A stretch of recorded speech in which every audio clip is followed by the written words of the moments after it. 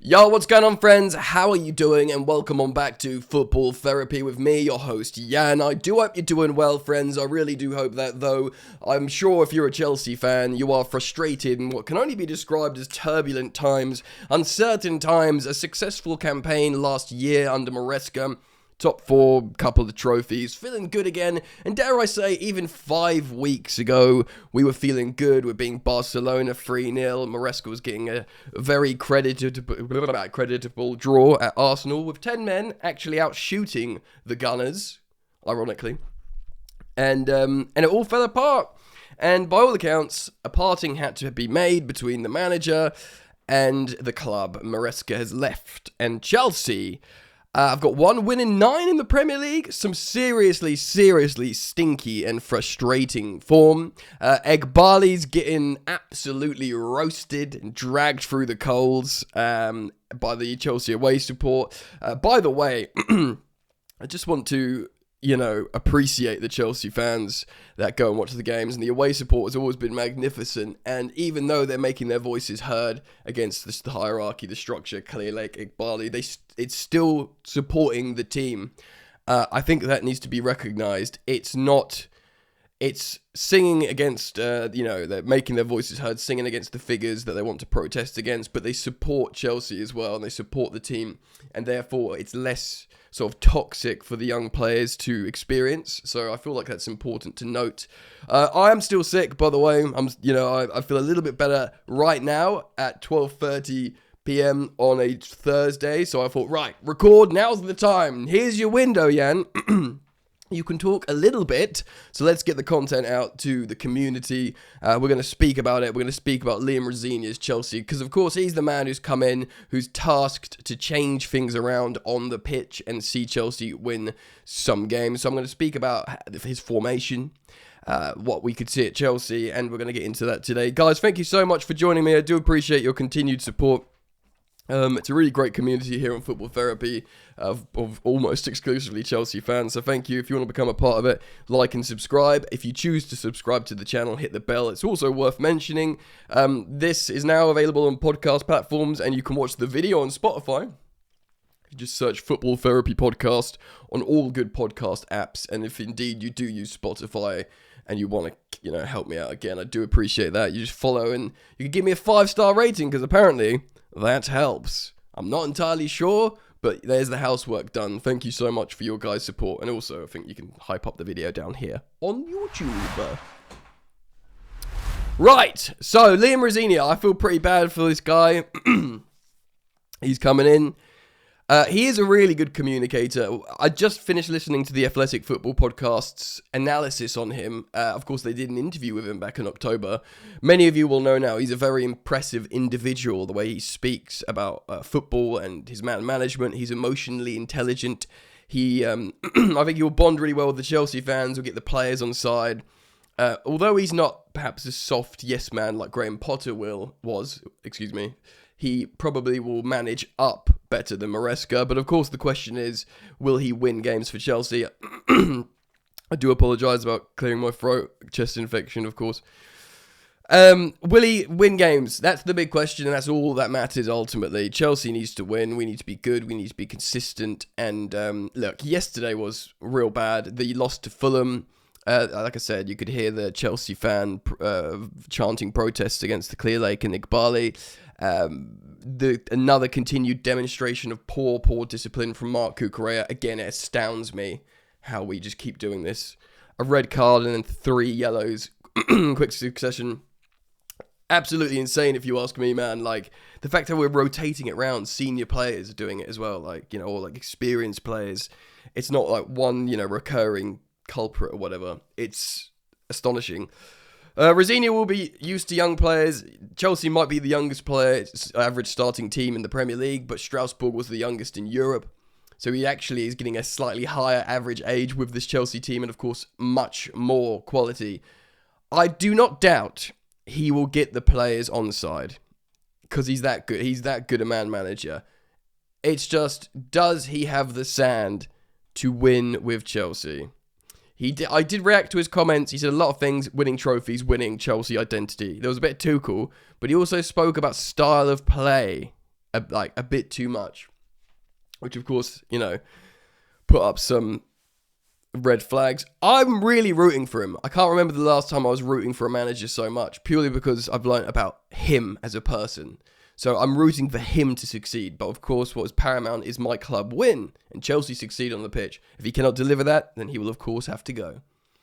Of course, the much unrest with the ownership. There is a planned protest at the Britannia Gate before the Brentford game, which I've already sort of publicised on here when it was organised. I think it's organised quite well, and the way it's been structured and laid out is better than it ever has been.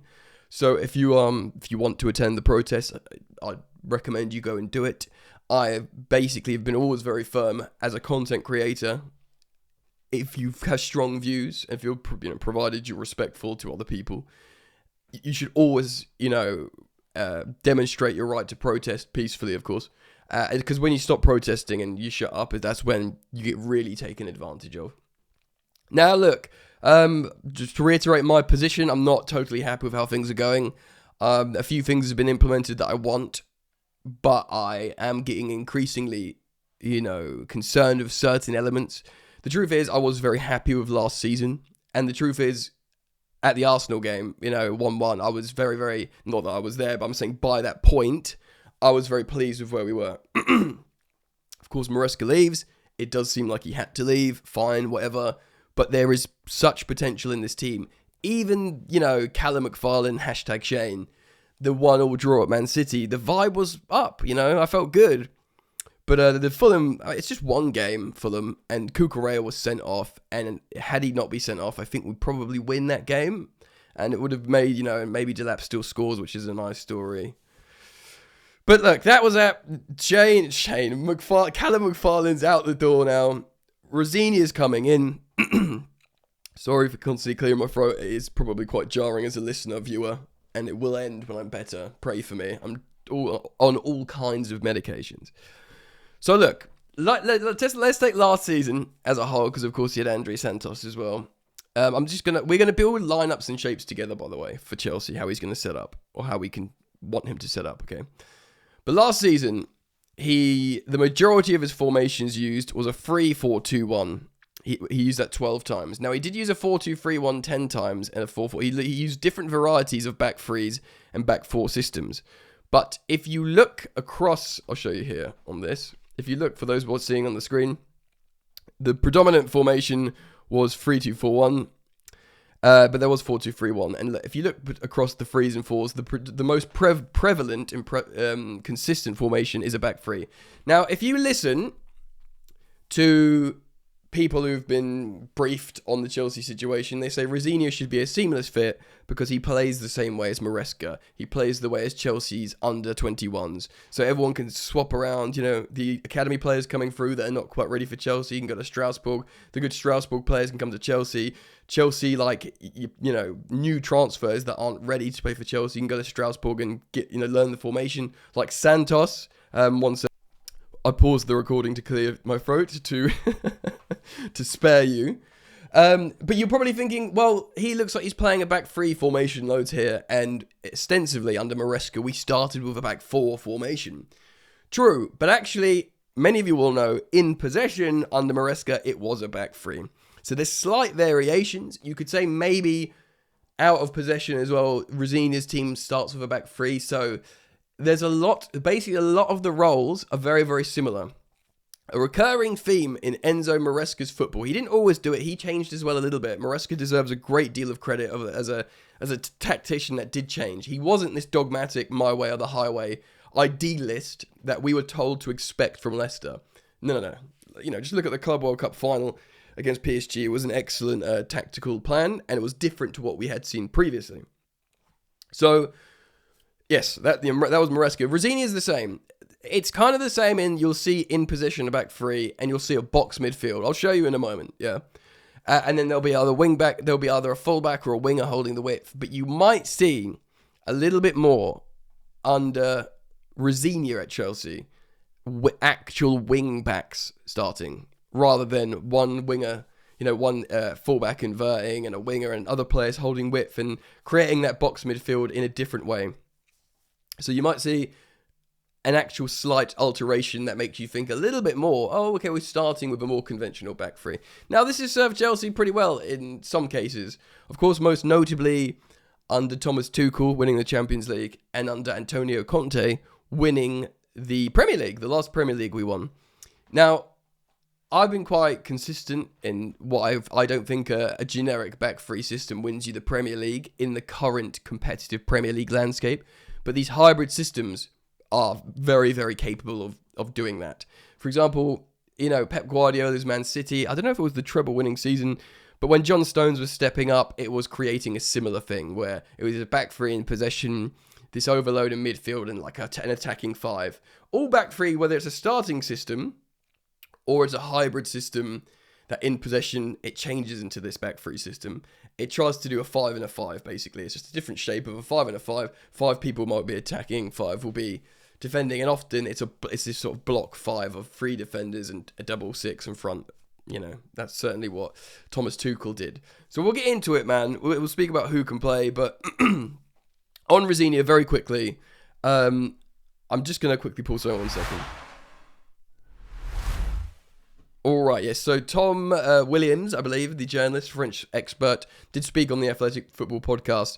He waxed lyrical about Liam Rosinia as a coach, and how last season, obviously they finished 7th, qualified for Europe for the first time in like 45 years or something. Of course, they've been funded by Chelsea with good players, and yes, of course, understandably, the Strasbourg fans are. A lot of them are angry at Chelsea. I kind of would be. It makes you sort of into existential crisis. Some fans are happy that Bluco are there and feeding them good players and putting them in a position to play in Europe. But some are just like, it's just not worth it, selling your soul to the devil, as it were. I can see both sides, to be honest. But he really, really praised Rosenior and said actually they had some amazing results, beating like PSG, beating Marseille in Ligue 1 last season, playing really, really well. And actually, the final 2 games that they lost, he said, where they should have won, their 2 games they should have won, had they'd won those games that they were meant to win, they would have qualified for the Champions League, which would, of course, represented an insane achievement for Strasbourg. It is a bit coulda, woulda, shoulda, doesn't matter, but it just shows you where they were. They had the momentum, they had 2 games to win that they were supposed to win, they would have been in the Champions League. He's really highly rated. Again, recurring theme is the communication, whether it's to the media, to the players, or indeed creating a bond with the fans. Now, that is really important. I'll tell you what, Egbali might start ducking games with those chants against him. It'll be very interesting to see if he goes to games, because you've been certain owners in the Premier League that stop going to games when they're just constantly chanted at. But he's got a lieutenant in Rosenior, who's, of course, eternally thankful for this opportunity to coach Chelsea. Yeah, he recognises what an amazing opportunity this is, and he knows the sporting directors, he knows the owners very well. So they will be hoping, excuse me, they will be hoping Rosenior can create a bond, a connection with, of course, the players, but the Chelsea fans, and, win some games, go over to the fans after the games and, create a sort of connection. And the owners will be hoping, I'm not sure how lucky they will be in this instance, because they are not in the good books, that they can sort of heal the rifts between the ownership, the hierarchy, the structure, and the fan base. The proof will be in the pudding, man. It's going to be tough for him. So how will he set up? Well, let's take a look at this then. This is the lineup builder. What you can see here, for those of you viewing the video on YouTube and Spotify, is I've created a formation that will be in probably possession with a box midfield, a 3-2-4-1 almost, and this will be extensively with wing backs, right? So let's have a bit of fun. Sanchez in goal, obviously. The back 3. Now I'm going to go with Reece James at right centre back because we keep talking about how he's being saved in central midfield to protect his hamstrings. If he goes, you might be thinking, right, well, we're playing a wing-back system. Reece James is the best right wing-back in the world, or, top 2. You play him there? Maybe. Maybe the medical team clears him, but I think for the moment, actually, what you end up doing is you play him in the right side of a back 3, like Tuchel did at the Bernabeu when he locked down Vinicius Jr., and he's done a bunch of times. Now, this is tough because when Colwell's back, he will play in the middle, but then you need another left footer. So for the moment, I am just going to play Colwell at left centre-back. And I'm going to play Fofana as the central one. So he's not going to be this regista passing centre-back. He'll be a ball carrier. So maybe he'll swap with Colwell in possession. Of course, right wing-back will be Gusto. I'm going to very quickly find my way. It's going to get very tricky very quickly here. Left wing-back, I'm going to give it to Cucurella. Now, it's not like flying wing-backs all the time with Rosenior. Sometimes they invert and they tuck in. And with these wing-backs, of course, Cucurella will be a lot more reserved. And maybe Gusto will be much more flying up and down. So in terms of the heat maps, the more advanced of the two will be Malo Gusto on the right rather than Cucurella in the left wing-back position. Now, of course, Caicedo is going to play in the midfield, and he's going to be partnered by Liam Rosinia's favourite central midfielder, Andre Santos, who he absolutely adores, and who actually will probably make Chelsea a lot better. Of course, Asugo, Lavia should and could and hopefully will be options moving forwards, but that is your double six. So you can see that defensive five, right? Which is Colwell, Fofana, James, and the base of the box midfield, the double six of Caicedo and Santos. Now, that seems pretty defensive, leaving you space for 3 attackers. Now, for the moment, Enzo Fernandez, I'm going to put in the left pocket because he scored a lot of goals there. I know he's been up and down, but that's his best position. Not number 10, in the left pocket, box crashing. Now, everyone argues about Cole Palmer. Some people want to see him play on the right wing. I think he looked very poor there. This is actually his perfect position. On the right, inside, as a sort of right number 10, right forward. Of course, you could say, oh, not Casey Palmer. That's a throwback, bloody hell. Of course, you could also put in Steval there, who's, again, exact same player, wants to operate in that kind of space, can play more as a winger. Steval, I think Steval's looked better as a winger than Cole Palmer lately. But both of them can interchange there. You could say with Fernandez on the left pocket, as it's sort of second striker, box crasher, you could play Joao Pedro. So actually, there's 4 really good options for those 2 positions. Left pocket, box crasher, Fernandez, or Joao Pedro as second striker. Right pocket, Cole Palmer, or Esteval Willian, of course, playing on the inside of Malo Gusto. And for me, for the moment, Delap, of course, who scored a nice goal, well, a poacher's goal, at Fulham, played under Rosenior at Hull. Rosenior really likes him. He's Chelsea's number 9. He's our best choice selection as a conventional striker, number 9. I don't want to see Joao Pedro play there. So that's what you could probably expect to see. And that's a really strong box midfield. Caicedo, Santos, Fernandez, and Palmer, flanked by Gusto and Cucurella, and with the security of Fofana, Colwell, and Reece James behind. Of course, Delap. There's so much quality there that should be able to lock down a game. You can interchange the likes of get Steval in there, Pedro Neto, of course, would have probably play as a wing back, either side. And of course, you've got Gittins and Garnacho. I think Garnacho would have to play as a wing back. Now, there are some other considerations here, and of course, look, he will play a back 4 system as well. He simply will. He will be tactically flexible, which is really important. Really, really important. But there's some considerations to make here. Giovanni Kender, who a lot of people are very, very excited about, is joining Chelsea in the summer. Now, he decided to join Chelsea rather than Man United because he didn't want to play as a wing-back under Amorim like he did at Sporting. So he chose Chelsea because he comes to Chelsea, he plays as a winger. But I think he might get Diego Moreira, which is probably not a bad thing. He's playing amazing for Strasbourg. Of course, once of Chelsea, he's evolved into some player. I would not be surprised if, sorry Strasbourg fans, one day he comes back to Chelsea. But so Giovanni Kender. The main thing is that the man manages, gets everyone on side and convinces them to fight for each other. Because he said in his recent interview, and I kind of agree, for those of you shouting about Zidane and Ancelotti, who are ostensibly Galactico whisperers, I think. He says, if football, being a manager is 90% people skills and 10% football. I tend to agree. Ancelotti did well at Real Madrid. Zidane did well at Real Madrid because they knew how to manage talent, like psychologically. Rosenior will be able to do that. Like I said, I am backing him. I'm rooting him for him. But it's going to be so tough. There's unrest in the fan base, understandably. And it's, the Premier League tables, I don't even want to look at it. It's rank, mate. We are still in competitions. We've still got quality. There's so much to play for. We'll have to see what happens. But I have to end the video, guys, because my voice is dying. And yeah, the chest infection is very real. So thank you for joining me as always. Thank you for supporting the content, for liking and subscribing on YouTube, for following and 5-starring on Spotify. And I hope to see you back here very soon, man. Peace.